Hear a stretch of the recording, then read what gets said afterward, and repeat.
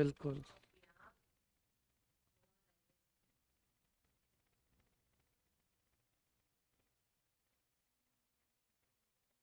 Good morning बच्चों। Good morning to everyone. तो सभी बच्चे जल्दी से जुड़ जाएं और आज सेशन शुरू कर लेते हैं। और आज जो हम बच्चों डिस्कस करेंगे वो क्यूब का डाउट सेशन होगा। और क्यूब के डाउट सेशन को प्रॉपर तरीके से जानेंगे कि क्वेश्चन किस तरीके से बच्चे बनते हैं। ठीक है, अगर आपके क्वेश्चन लगाए होंगे, कल मैंने आपको प्रैक्टिस शीट दी थी बच्चों, और डीपीपी भी दी होंगी आपको। तो कोई भी क्वेश्चन जो आपसे नहीं बना वो पूछ सकते हो। जो क्वेश्चन आपको परेशान कर रहा है इस सेशन में पूछ भी सकते हो, प्रॉपर तरीके से बेटा जान भी सकते हो। ठीक, तो सभी बच्चे जल्दी से जुड़ जाएं। और आज के इस डाउट सेशन में सिर्फ प्रॉब्लम चलेंगी।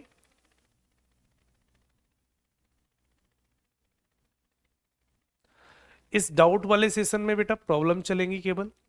और प्रॉब्लम में आप जो जो सवाल नहीं बने वो आप पूछ सकते हो। ठीक है,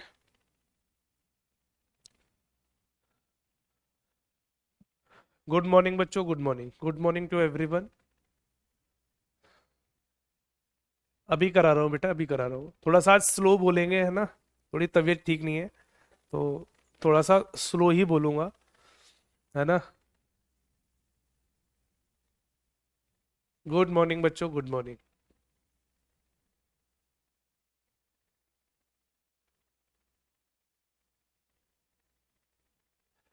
मुकेश तिवारी कहते हैं इसके बाद एज वाला टॉपिक, कोई दिक्कत नहीं, एज शुरू कर लेंगे। इसके बाद एज शुरू कर लेंगे बच्चों, ठीक है।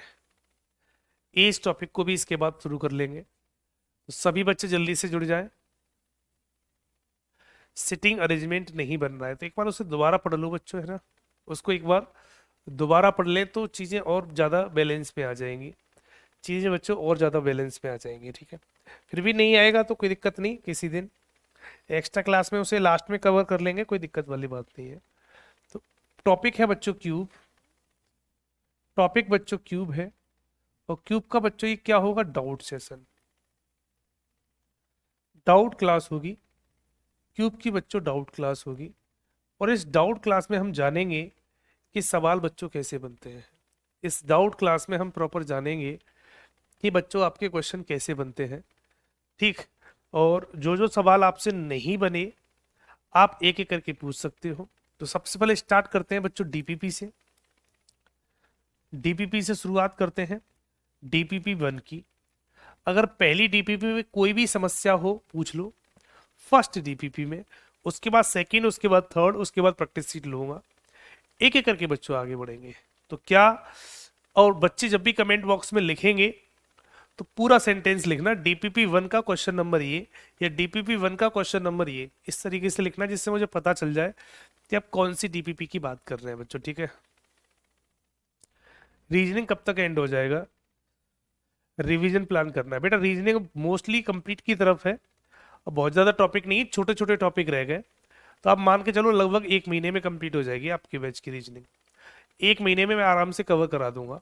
आप ये मान के चलो जनवरी के महीने में आपकी, जनवरी में आपकी रीजनिंग कंप्लीट करा दूंगा, ठीक है। तो डीपीपी 1 में कोई क्वेश्चन, पजल टॉपिक रह गया है बेटा, अभी पजल भी शुरू करा देंगे। एज रह गया है, पजल रह गया है, और कुछ स्टेटमेंट वाले टॉपिक रह गए जो आपके एनटीपीसी के बैच में आते हैं, तो वो टॉपिक भी मुझे कराने हैं बच्चों, ठीक है। डीपीपी 1 में कोई सवाल, डीपीपी 1 में कोई सवाल किसी बच्चे का, जल्दी पूछ लो बेटा। फर्स्ट डीपीपी में कोई भी क्वेश्चन हो पूछ सकता है, या पहली डीपीपी पूरी लग चुकी है, नहीं है किसी बच्चे का, फर्स्ट डीपीपी में कोई भी क्वेश्चन नहीं है, सेकंड डीपीपी में पहुंचे डायरेक्ट। मैं भी निकाल लेता हूं बेटा डीपीपी।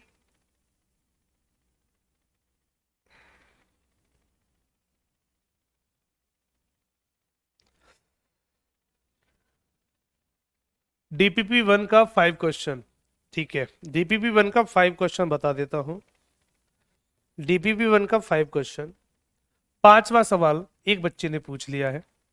सवाल कहता है 171 सेंटीमीटर भुजा वाले घन को छोटे छोटे 729 घनों में काटने पर छोटे घन की भुजा की लंबाई कितनी होगी। ये सवाल, इतना सिंपल सवाल क्यों पूछ लिया भाई। ये रहा क्वेश्चन, उसने बोला 171 सेंटीमीटर का एक बड़ा घन था, इसको जब हमने काटा तो टोटल 729 घन बने, 729 घन बने। तो उसने पूछा है छोटे घन की भुजा की लंबाई कितनी होगी। अब 729 घन बनेंगे तो एन का मान कितना होगा बेटा, 9। एन का मान कितना होगा बच्चे, 9। अब एन का भाग लगा दो 171 में, तो छोटे घन की भुजा निकल आएगी। तो 9 एक 9, कितना बचा बेटा, 9 ने 81, 19 बार जाएगा तो 19 हमारी छोटी भुजा निकल आएगी। और यही इस सवाल का राइट आंसर है। खत्म सवाल।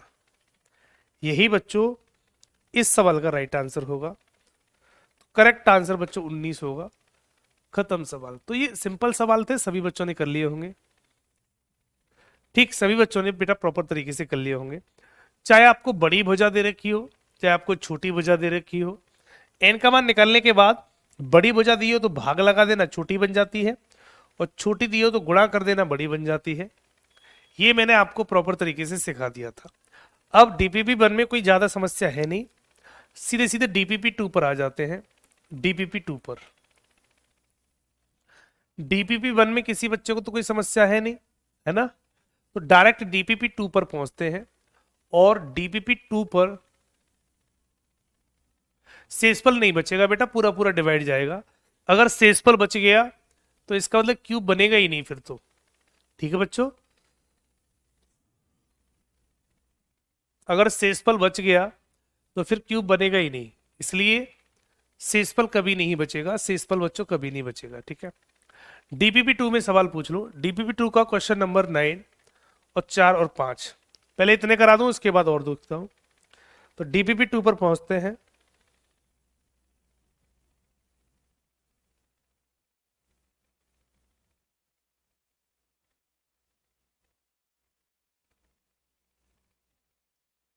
डीपीपी 2, डीपीपी 2 का क्वेश्चन नंबर 4 कहता है, सवाल नंबर 4, एक घन के सभी फलकों को रंगा जाता है एवं इसे 64 समान आकार के छोटे घनों में काटा गया। एक घन था, इसको हमने पहले रंग दिया, फिर हमने इसके टोटल कितने क्यूब बनाए, टोटल जो क्यूब बनाए बच्चों वो कितने बना दिए बच्चों, 64, 64 बना दिए। एक फलक और दो फलक पर रंगे वाले छोटे घनों की संख्या का अंतर बताओ। इसमें क्या दिक्कत आ गई, एक फलक रंगे घन और दो फलक रंगे घन, उन दोनों का डिफरेंस पता करना था। अगर टोटल क्यूब 64 है तो एन का मान कितना है बच्चों, 4 होगा। अगर ये पूरा रंगा हुआ है, ये पूरा रंगा हुआ है, चाहे किसी भी कलर का रंगा हो, अब एन का मान 4 होगा। अब हमने बोला एक सतह और दो सतह का निकाल लो, तो एक सतह रंगे घन इधर निकाल दो और दो सतह रंगे घन यहां निकाल दो। एक सतह रंगे घन का फॉर्मूला होता है n-2 का होल स्क्वायर इंटू 6, और दो सतह का फॉर्मूला होता है n-2 इंटू 12। ये होता है, n का मान 4 रहेगा ही, तो 4 में से 2 गया, 2, 2 का वर्ग 4, 4 गुणा 6 24 हो गया। n का मान 4 रहेगा, 4 में से 2 गया, 12 दूनी 24 हो गया। जब हम दोनों का अंतर लगाएंगे तो 24 माइनस 24 बराबर 0 बचेगा। तो दोनों का अंतर पूछा है तो अंतर बच्चों 0 आ जाएगा।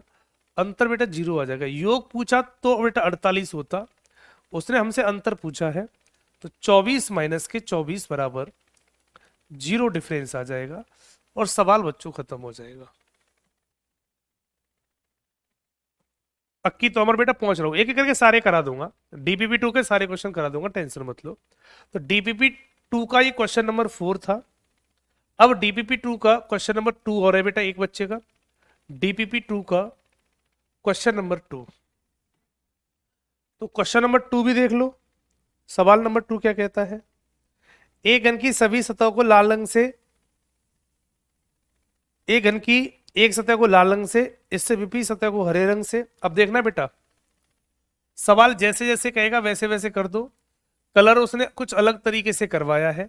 उसने बोला एक घन की एक सतह को लाल रंग से, मान लो बेटा ऊपर लाल कर दिया मैंने, ये ऊपर लाल कर दिया, इसके विपरीत सतह को हरे रंग से, तो जस्ट नीचे वाली बेटा हरी हो जाएगी, हरा रंग हो जाएगा। एक सतह को पीले रंग से तथा पीले के आसन्न सतह को नीले रंग से रंगा जाता है। एक सतह को पीले रंग से, तो मान लो पीला यहां कर दो, और पीले के आसन्न मतलब बगल वाली, इसको नीला कर दो, ये नीली हो गई। ठीक है, एक सतह को पीले रंग से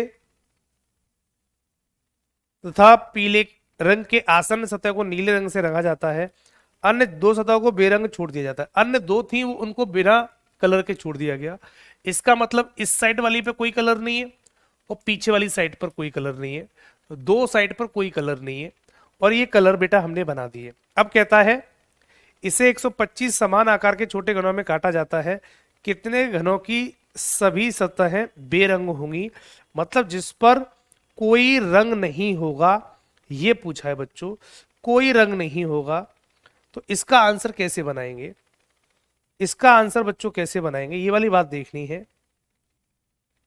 कोई रंग नहीं होगा, तो देखो बेटा, बेरंग घन जिस पर कलर ही नहीं होगा, तो चेक करते हैं। दो सतह ऐसी हैं जिस पर कोई कलर नहीं है, दो सतह ऐसी हैं। टोटल कितने क्यूब में काटा हमने इसको, टोटल क्यूब काटे बेटा 125, तो n का मान कितना होगा गुरु, यहां से 5, n का मान 5 होगा। ऐसे घन की संख्या निकालो जिस पर कलर नहीं होगा, तो वन साइड कलर निकाल लूं पहले, तो n-2 का होल स्क्वायर इंटू 6 कर दूं। 6 तो कर ही नहीं सकता क्योंकि 6 तो सभी निकल आएंगी, सतह कर दो। और बेरंग सतह कितनी है हमारे पास, 2, जिस पर कोई रंग नहीं है। n की वैल्यू 5 तो रख दो यहां पर, 5 - 2 का वर्ग इंटू 2, 3 को 9 दूनी 18 हो जाएगा। तो ये बच्चों कितनी होगी, 18। 18 घन तो बच्चों ये निकलेंगे, समझ में आ गए। 18 घन तो बच्चों आपके ये निकलेंगे। सवाल बहुत अच्छा है, समझना बेटा, सवाल दूसरा सवाल बहुत अच्छा है। तो 18 घन तो ऐसे निकलेंगे जिसकी कोई सतह रंगी नहीं होगी। एक पॉइंट तो हमने ये समझ लिया। दूसरा, अब जब ये वाली सतह पर कलर नहीं है, ये वाली सतह पर कलर नहीं है, तो एक किनारा ये वाला भी बन जाएगा जो विदाउट कलर का बनेगा।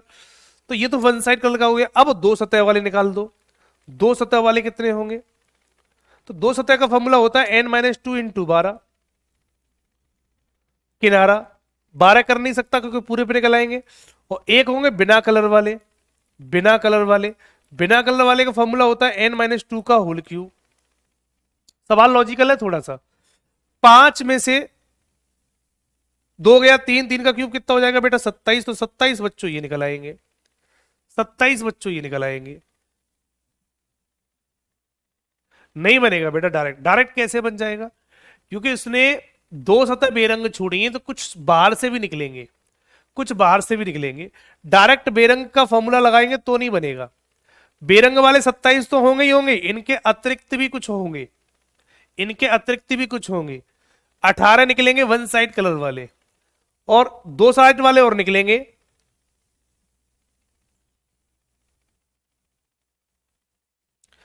ये और कुछ निकलेंगे। कितने निकलेंगे बेटा, इनको देख लेते हैं। तो एक ये वाला किनारा ऐसा होगा नीचे की तरफ जो दोनों बेरंग होंगी, तो इसका फॉर्मूला बनेगा 5 - 2 इंटू 1। तो ये हो जाएंगे बेटा, 5 में से 2 गया 3, 3 गुणा 1 3 हो जाएगा, 3 ये हो जाएंगे। सबको अगर जोड़ दूं तो 18 + 3 + 27 बराबर, तो 18 3 21 और 27 कितना हो जाएगा बेटा, 21 और 27 48 हो जाएगा। तो इस सवाल का जो राइट आंसर बच्चों बनेगा 48 बनेगा। सवाल नंबर 2 काफी अच्छा है, सवाल नंबर 2 बेटा काफी अच्छा है, और एक लॉजिकल सवाल भी है बच्चों। तो इसका जो राइट आंसर 48 बनेगा। बना कैसे वो देख लो सामने, बना कैसे वो देख लो बेटा सामने, ठीक, क्योंकि ये सवाल थोड़ा सा लॉजिकल है, ये सवाल थोड़ा सा लॉजिकल जरूर पूछा है उसने।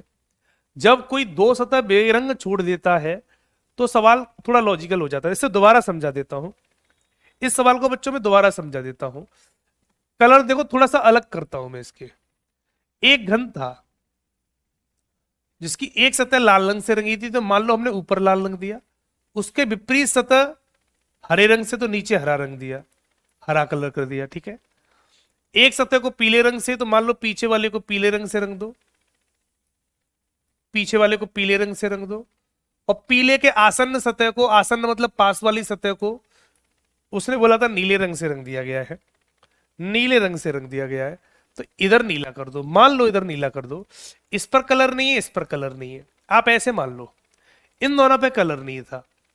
ठीक, दो सतह बिना कलर की थी, इस पर कोई कलर नहीं था और इस पर कोई कलर नहीं था।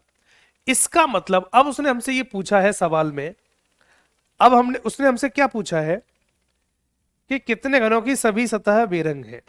देखो सवाल पूछा है कितने घनों की, कितने घनों की सभी सतह, सभी सतह बेरंग है। बेरंग है, बेरंग का मतलब होता है जिस पर रंग नहीं है। तो बिना रंगे घन तो फॉर्मूले से निकलेंगे ही निकलेंगे। तीन टाइप के घन निकलेंगे इसमें। एक तो बिना रंगे घन, विदाउट कलर, बिना रंगे घन। बिना रंगे घन तो है ही है, तो ये तो फॉर्मूले से निकल आएंगे, n-2 का होल क्यूब, और n का मान 5 होता है, तो 5-2 का क्यूब, तो वैल्यू कितनी बन गई 27। तो ये 27 तो है ही है। n का मान 5 कैसे आया, क्योंकि टोटल घन 125 थे और 125 टोटल घन थे, तो n का मान कितना हो गया बेटा 5। n का मान 5, तो 5 में से 2 गया 3, 3 का क्यूब 27, 27 घन तो है ही है। सुनना मेरा सवाल को, 27 घन तो ऐसे हैं जो बेरंग होंगे, जिसपे कलर ही नहीं होगा, लेकिन वो कहां होंगे, पूरे घन के अंदर होंगे।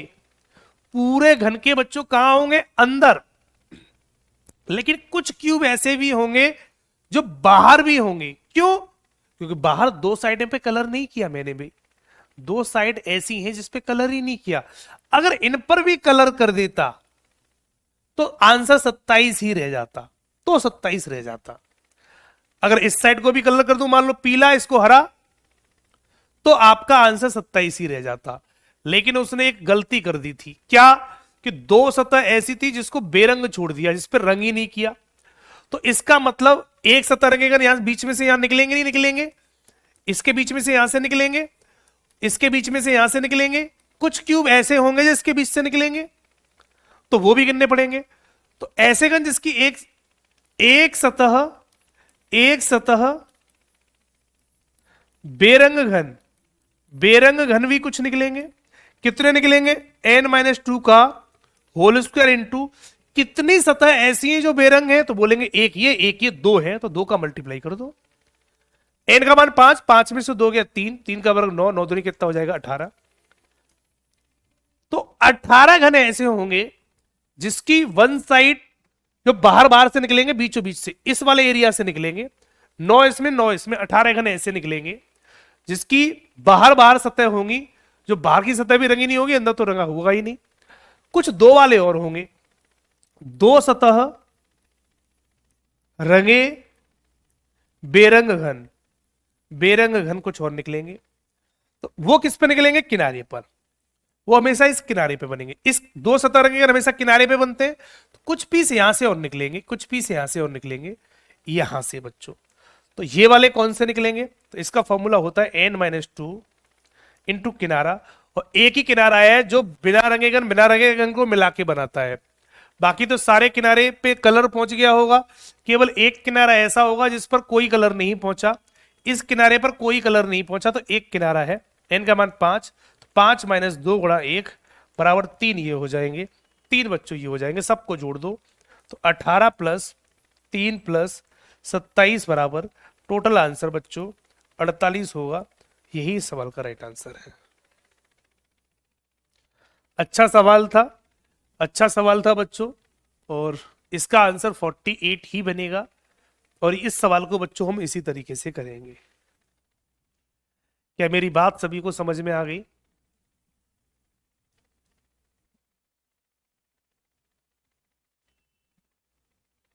सचिन सागर, क्वेश्चन नंबर 4 तो करा दिया डीपीपी 2 का, क्वेश्चन नंबर 5 देख लो, क्वेश्चन नंबर 5 देख लो बेटा।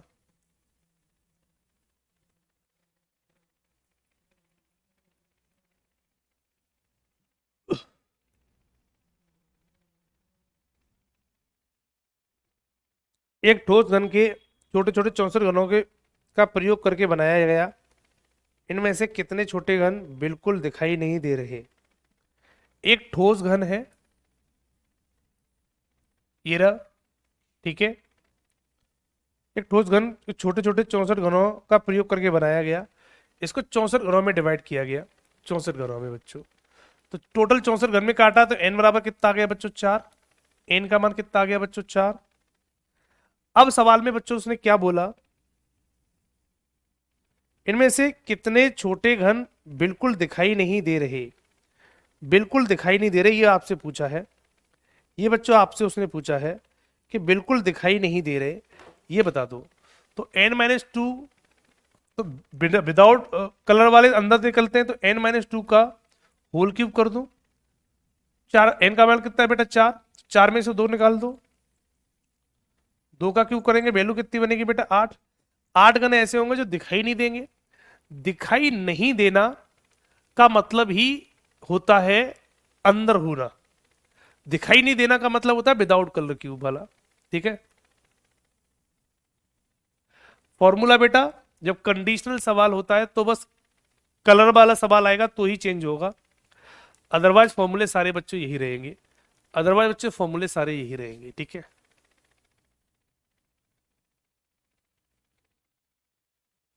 ये वाला क्वेश्चन क्लियर हुआ? सचिन सागर ने पूछा था ये सवाल। क्या सचिन बेटे ये सवाल क्लियर हो गया? अगर आपसे बोले कौन तेरे घन दिखाई नहीं दे रहे, तो दिखाई नहीं देने का मतलब होता है विदाउट कलर क्यूब वाले सवाल, क्योंकि दिखाई नहीं देते वो घन हमेशा अंदर होते हैं, पूरे घन के अंदर होते हैं, और जो अंदर होते हैं वो नहीं दिखते। तो उन्हीं को निकालने के लिए फॉर्मूला लगाया जाता है n-2 का क्यूब। ये वो घन निकल के आते हैं जो पूरे घन के अंदर होते हैं, जो हमें नहीं दिखते। जैसे मैं आपको प्रैक्टिकली एक सवाल दिखा देता हूं, प्रैक्टिकली एक सवाल बना के दिखाता हूं। जैसे मैंने एक घन बनाया और इसको मैंने काटा, 1 2 3, 1 2 3, 1 2 3, 1 2 3, 1 2 3, 1 2 3, मान लो इस तरीके से काट दिया। अब मैं आपसे पूछूं तो ये टोटल 64 घन बने। अब ये टोटल कितने घन बन गए बेटा? 64। ये टोटल 64 घन है। अगर इस बॉक्स को ध्यान से देखो तो जो नहीं दिखाई दे रहे वो इसके अंदर होंगे, बाहर के तो सारे दिखेंगे ही। जो नहीं दिखेंगे वो कौन से होंगे? इनके जस्ट अंदर वाले, जो अंदर दिए हैं बिल्कुल वो नहीं दिखते। तो वो निकालने का तरीका होता है n-2 का होल क्यूब। ये जो क्यूब होते हैं जितने भी निकलते हैं, ये बिल्कुल पूरे घन के अंदर होते हैं और वहां से निकाल के लाए जाते हैं बच्चों, ठीक है। पॉइंट क्लियर हो गया सभी को? डीपीपी 2 का क्वेश्चन नंबर 1, डीपीपी 2 का क्वेश्चन नंबर 1। एक सवाल एक और पूछ लिया बच्चे ने, क्वेश्चन नंबर 1 भी देख लो। एक घनाभ में विभिन्न रंग को 6 फलक हैं, लाल फलक काले फलक के विपरीत है। तो एक घनाभ है क्यूबॉइड, तो कोई दिक्कत थोड़ी है, क्यूबॉइड बना दो लो। क्यूबॉइड बच्चों ऐसा हो जाएगा, ये है, ये क्यूबॉइड हो गया। सवाल करें लाल फलक काले फलक के विपरीत है, तो लाल ऊपर तो काला नीचे हो जाएगा, काले के विपरीत हो गया। लाल फलक काले फलक के विपरीत है, ठीक है। नीला फलक सफेद फलक के सन्निकट है, भूरा फलक नीले फलक के निकट है, लाल फलक नीचे की ओर है। अब उसने एक बात बोली बेटा, लाल फलक नीचे की ओर है, तो एक काम करो लाल को नीचे कर दो, ठीक। उसने बोला लाल फलक नीचे की ओर है, तो नीचे लाल कर दिया। तो लाल फलक काले फलक के विपरीत है, तो ऊपर बेटा काला हो जाएगा, ऊपर हमारा काला हो गया। लाल सवाल में उसने बोला नीचे की ओर है, तो हमने नीचे मान लिया लाल, तो ऊपर मान लिया काला। अब सवाल में आगे कहता है नीला फलक सफेद फलक के सन्निकट है, भूरा फलक नीले फलक के सन्निकट है, भूरा नीले के सन्निकट है। तो निम्न में से कौन भूरे फलक के विपरीत होगा? तो कहीं भी बिठा दो। नीला फलक सफेद फलक के सन्निकट, तो अगर यहां सफेद तो सफेद के बगल में नीला हो गया, यहां नीला कर दूं। सन्निकट का मतलब पास का, ये पास पास हो गए, देखो ये पास पास हो गए। नीला फलक सफेद फलक के निकट, नीला सफेद फलक के निकट है और भूरा फलक नीले फलक के निकट है। नीले के निकट बेटा भूरा हो जाएगा, पीछे भूरा हो जाएगा, पीछे बच्चों भूरा हो जाएगा। इसके विपरीत इसके निकट बेटा ये हो जाएगा, सफेद के निकट ये हो गया, नीले के निकट भूरा हो गया। ठीक है, भूरा फलक नीले फलक के निकट है, लाल फलक नीचे की ओर है, तो निम्न में से भूरे के विपरीत कौन होगा? तो भूरा अगर पीछे होगा तो उसके विपरीत बेटा सामने वाला सफेद हो जाएगा, तो भूरे के विपरीत सफेद हो जाएगा। करेक्ट आंसर बच्चों सफेद बन जाएगा। तो यही इस सवाल का राइट आंसर है। खत्म सवाल। फर्स्ट का सी लग जाएगा, पहले का सी लगेगा। तो इस सन्निकट वाले बोले, निकट सन्निकट आसन एक ही बात है। देखो कितने वर्ड यूज करेगा। निकट बोले, निकट का मतलब पास, या बोलेगा सन्निकट, सन्निकट तो भी पास, या बोलेगा आसन्न, आसन्न का मतलब भी बेटा पास। ये सबके एक ही मतलब होते हैं। आसन्न सतह का मतलब पास वाली सतह, निकट का मतलब पास वाली सतह, सन्निकट का मतलब पास वाली सतह। हम इस तरीके से मान लेते हैं बच्चों। क्लियर है बच्चों? क्वेश्चन नंबर 7, सवाल नंबर 7 और देख लो। एक बच्चे का सवाल नंबर 7 आ गया।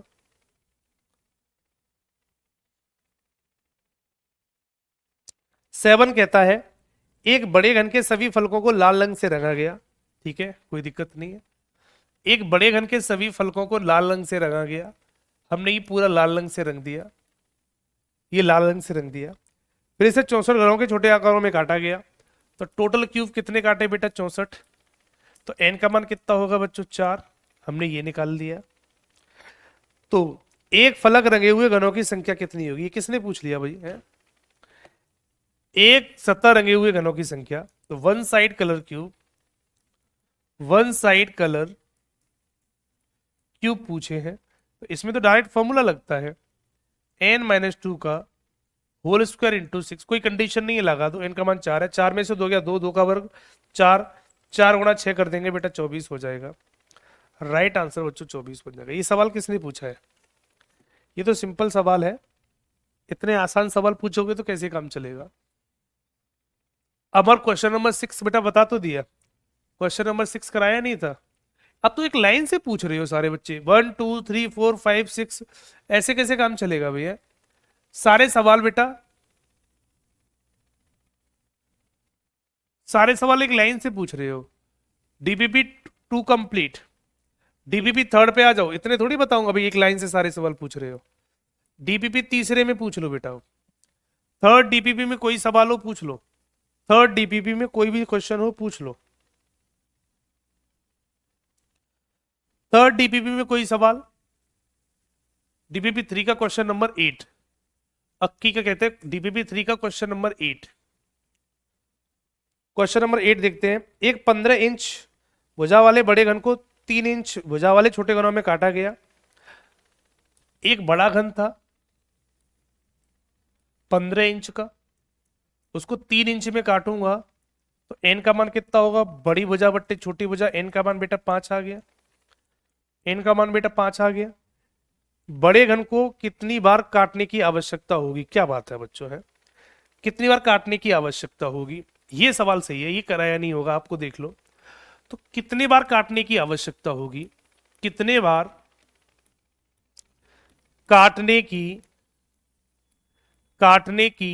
आवश्यकता होगी?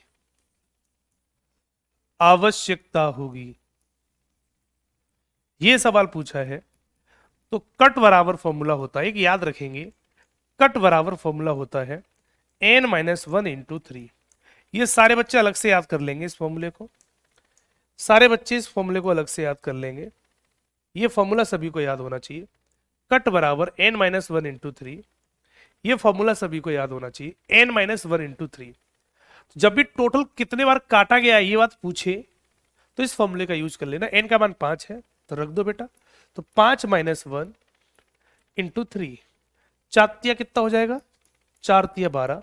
तो हम बोलेंगे 12 बार काटने की आवश्यकता है, 12 बार काटने की आवश्यकता है, और यही इस सवाल का राइट आंसर है। और यही इस सवाल का बच्चों राइट आंसर है। ठीक है, ठीक। तो कभी भी काटने वाला कॉन्सेप्ट आए तो ये अलग से फॉर्मूला होता है, कट बराबर n-1 × 3। और सवाल को आप इस तरीके से कर सकते हो बच्चों, ठीक है। एक सवाल मैं ऐसा और दे देता हूं आपको जिससे आपकी प्रैक्टिस हो जाएगी। मैंने बोला किसी घन को किसी घन को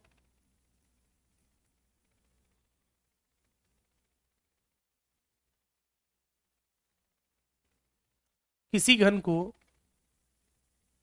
1 सेंटीमीटर के छोटे छोटे छोटे छोटे 512 घनों में काटा गया तो बड़े घन को कुल कितने बार काटने की आवश्यकता होगी। मान लो बच्चों हमने ये सवाल दिया, कोई एक बड़ा घन है, मान लो हमने एक घन बनाया बड़ा सा, ठीक है। ये हमने एक घन बनाया बच्चों बड़ा सा, और बड़े घन को बच्चों हमने जब काटा तो टोटल क्यूब कितने बने 512। तो n का मान कितना होगा बच्चों, यहां से 8 होगा। यहां से n का मान 8 निकाल लिया, n का मान बच्चों 8 होगा। जब टोटल घन 512 बने, टोटल घन बच्चों 512 बने तो n का मान 8 होगा। अब n का मान 8 होगा तो कट बराबर फॉर्मूला होता है, कट बराबर फॉर्मूला होता है n-1 × 3। ये फॉर्मूला याद रखें और सारे सवाल बनते रहेंगे। तो कट बराबर हो जाएगा, n का मान 8 है तो 8 - 1 7 या 21। तो आप बोलेंगे इस घन को हमने 21 बार काटा होगा तब जाके टोटल 512 घन बने होंगे। इसको 21 बार काटने की आवश्यकता होगी। काटना का मतलब होता है एक बार ऐसे काटो ऐसे काटो, चाकू से काटने का मतलब होता है जैसे पनीर घर पे लेके आते हैं, देखा होगा। तो जब पनीर को घर पे लेके आते हैं क्यूब शेप में, जब हम उसकी सब्जी बनाते हैं तो उसको काटते हैं, तो चाकू को कितने बार प्रयोग किया गया होगा उसे काटने के लिए। तो 512 घन बन जाएंगे अगर हम चाकू का 21 बार प्रयोग करें, 21 बार प्रयोग कर लें तो आपका राइट आंसर बच्चों बन जाएगा। तो बच्चों आपका राइट आंसर बच्चों बन जाएगा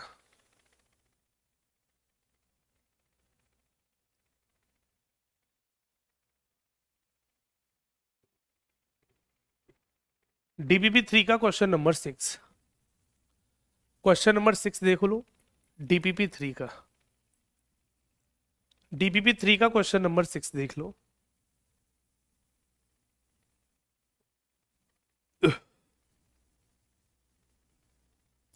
एक रंगीन घन को छोटे छोटे समान घनों में काटने पर 8 रंगीन घन प्राप्त होते हैं, तो छोटे घनों को कुल संख्या कितनी होगी। क्या बात है। एक छोटा घन था रंगहीन, ये एक रंगीन घन था, कलरफुल था। एक रंगीन घन को छोटे छोटे समान आकार के काटने पर कुल 8 रंगहीन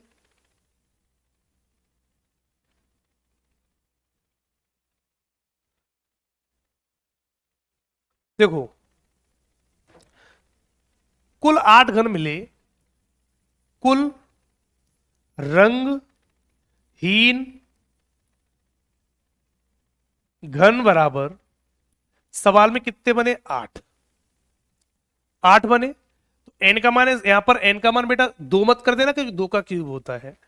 उसने बोला है ये कलरफुल है, ये रंगा हुआ है पूरा, ये रंगा हुआ घन था और रंगे हुए घन को जब हमने काटा तो रंगहीन घनों की संख्या 8 निकली। तो इसका मतलब है रंगीन घन कैसे निकलते हैं, n-2 का होल क्यूब बराबर 8, यही तो निकलता है। n-2 का होल क्यूब बराबर 8 है, क्योंकि रंगहीन घनों की संख्या बेटा, रंगीन घनों की संख्या जो निकालते हैं विदाउट कलर क्यूब निकालते हैं, तो यही तो फॉर्मूला लगाते हैं n-2 का होल क्यूब बराबर 8। तो ये जो घने रंगहीन का मतलब अंदर से निकले होंगे, क्योंकि ये तो पूरा कलर है, ये तो बच्चों पूरा कलर है, ये पूरा बच्चों कलर है। अब जब ये पूरा कलर ही है, मान लो ये पूरा इस तरीके से मैंने कलर कर दिया, ये पूरा इस तरीके से कलर कर दिया, ये पूरा कलर है, ये इस तरीके से।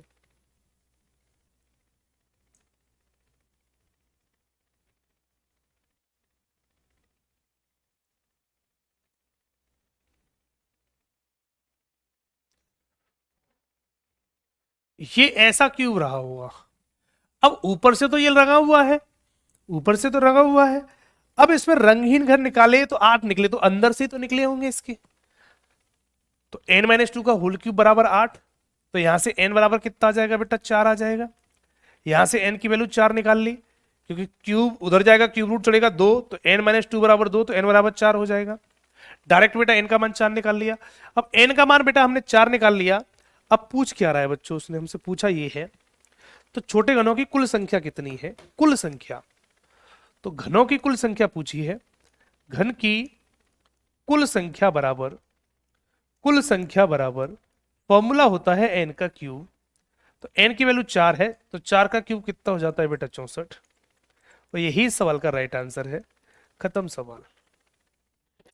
तो सवाल की लैंग्वेज थोड़ी अप डाउन करेगा, सवाल की लैंग्वेज बच्चों थोड़ी सी अप डाउन करेगा, तो क्वेश्चन कहीं ना कहीं इसी तरीके से बच्चों निकलेंगे।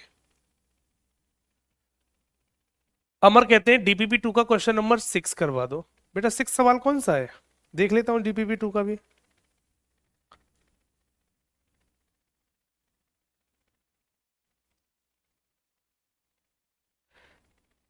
एक बड़े घन के सभी, डीपीपी 2 का क्वेश्चन नंबर 6 देख लो, बच्चे का काफी देर से कमेंट आ रहा है। डीपीपी 2 का क्वेश्चन नंबर 6 देख लेते हैं। एक बड़े घन के सभी फलकों को लाल रंग से रंगा गया है, कोई दिक्कत नहीं। ये बड़ा घन होगा, इसके सभी फलकों को लाल रंग से रंग दिया, पूरा रेड है, पूरा बच्चों ये रेड है, ठीक है। तथा इसे 64 समान आकार के छोटे घनों में काटा गया, और टोटल घन 64 में काटा। तो n का मान कितना हो जाएगा बच्चों, 4। n का मान 4 निकाल लिया। अब पूछ क्या रहा है, तो दो निकटवर्ती फलकों पर रंग लाल घनों की संख्या कितनी होगी। दो निकटवर्ती फलकों पर, सवाल कह रहा है देखो, दो निकटवर्ती फलकों पर, फलकों पर, दो निकटवर्ती फलकों पर, दो निकटवर्ती फलकों पर रंग वाले घनों की संख्या, रंग वाले घनों की संख्या, घनों की संख्या क्या होगी, क्या होगी। ये सवाल बच्चों उसने हमसे पूछा है, ये सवाल बच्चों उसने हमसे पूछा है।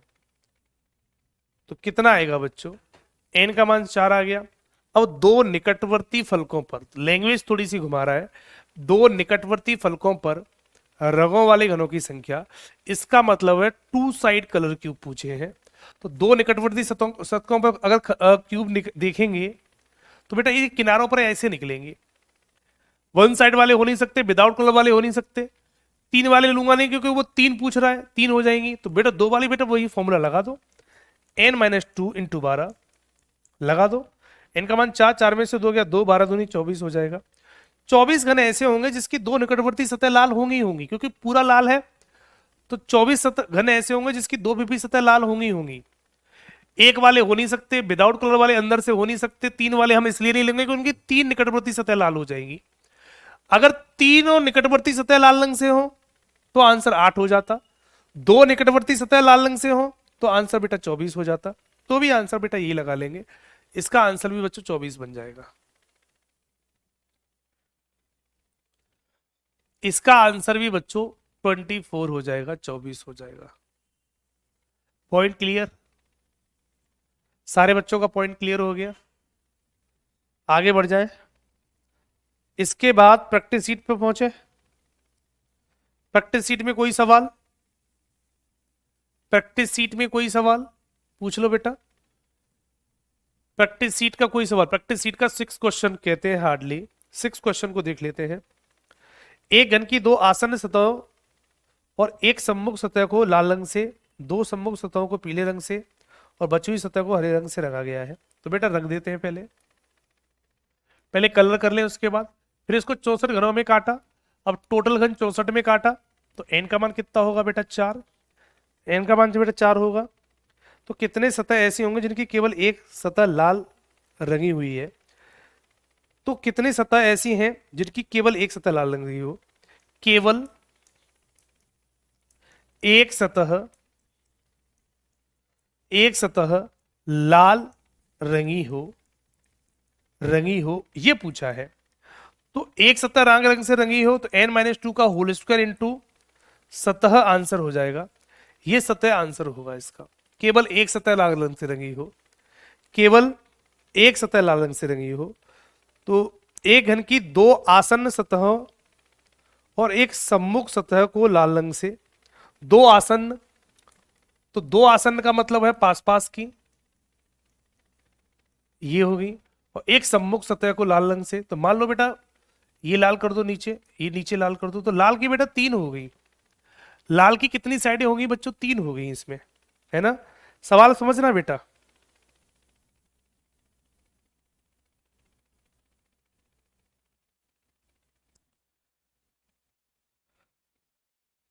एक घन की दो आसन्न सतहों और एक सम्मुख सतह को लाल रंग से, दो सम्मुख सतहों को पीले रंग से। दो सम्मुख का मतलब इधर पीला कर दो और इधर पीला कर दो, ये पीला कर दो। सम्मुख का मतलब आमने सामने पीले रंग से, और बची हुई सतह को हरे रंग से। बची कौन सी? एक बची पीछे की, उसको हरे रंग से रंग दो। ये रंग दिया बेटा हरे रंग से। 64 दोनों में काटा तो कितने सतह ऐसे होंगे जिनकी केवल एक सतह, जिनकी केवल एक सतह लाल रंग से रंगी है। एक सतह लाल रंग से। अब लाल कलर की चाहिए, तो लाल कलर की बच्चों हमारे पास कितनी सतह? एक दो तीन, तो तीन का मल्टीप्लाई कर दो, n का मान 4, 4 में से 2 गया 2, 2 का वर्ग 4, 4 12 हो जाएगा, 4 बच्चों 12 हो जाएगा। तो सवाल का करेक्ट आंसर बच्चों 12 बन जाएगा। सवाल का बच्चों करेक्ट आंसर 12 बन जाएगा। तो 12 इसका करेक्ट आंसर होगा। क्वेश्चन नंबर 6 का आंसर सी लगा दो बेटा। 6 का आंसर क्या लग जाएगा? सी। करेक्ट आंसर सी लग जाएगा। खत्म सवाल।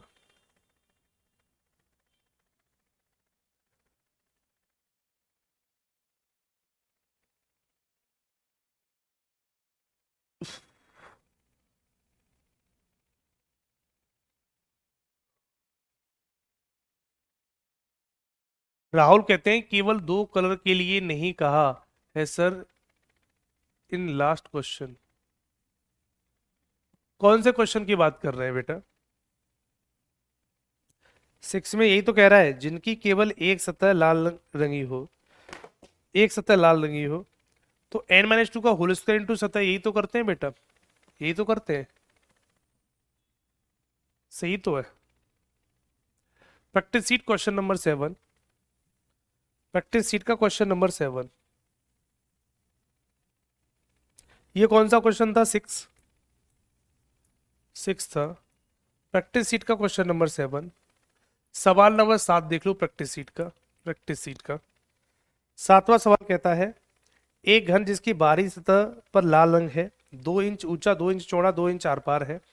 इसका मतलब है दो ऊंचाई, दो चौड़ाई, दो ऊंचाई, इसका अलग घन है। ये भी दो, ये भी दो, ये भी दो, दो ही उसकी लंबाई है, दो चौड़ाई है, दो ऊंचाई है। तो 2 सेंटीमीटर भुजा का है। यदि इसे बिंदुयुक्त रेखाओं में दिखाए गए अनुसार 1 इंच किनारे वाले घनों में काटा गया। अब इसको मैं 1 इंच किनारे वाले घनों में अगर इसे काटूं तो n का मान हो जाएगा, बड़ी भुजा बट्टे छोटी भुजा बराबर n का मान बच्चों 2 हो जाएगा। n का मान बच्चों 2 हो जाएगा। ठीक है। 1 इंच घनों के में काटा जाए तो दो साइड में लाल रंग के घनों की संख्या कितनी होगी? दो साइड में बेटा लाल रंग चाहिए, दो साइड में लाल रंग। तो two side colour cube, colour cube पूछा है। दो साइड में तो n-2 इंटू 12 लगेगा। तो n का मान 2 है, तो 2 में से 2 गया बेटा 0 इंटू 12 लगाऊंगा तो बच्चों ये 0 हो जाएगा। तो यहाँ पर बच्चों वैल्यू कितनी बन जाएगी? 0। ठीक है। 7वें का आंसर कितना बना रहा है? सही तो है।